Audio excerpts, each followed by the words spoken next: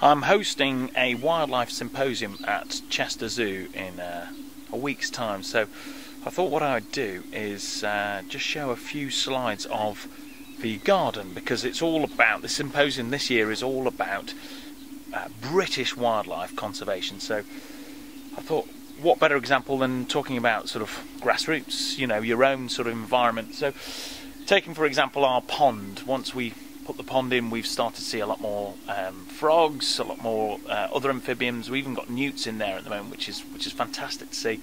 There's no fish, which is good, so we've got lots of dragonflies, we've got pond skaters, lots of invertebrates in there, so a whole little ecosystem there.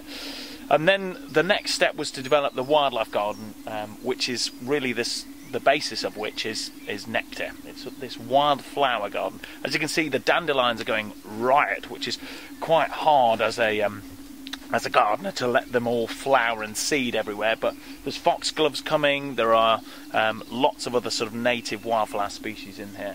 And obviously in the background we've got our bug hotel. Now this has only been constructed in the last couple of weeks.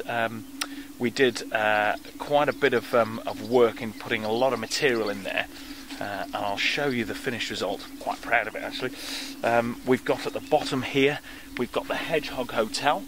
Now what that is a little hidey hole for any roaming hedgehogs. Now I've seen hedgehogs in the garden overnight a couple of times roaming around, so I know they're around. I don't know if they're still around, and they're so secretive that sometimes it's hard to know if they're still here.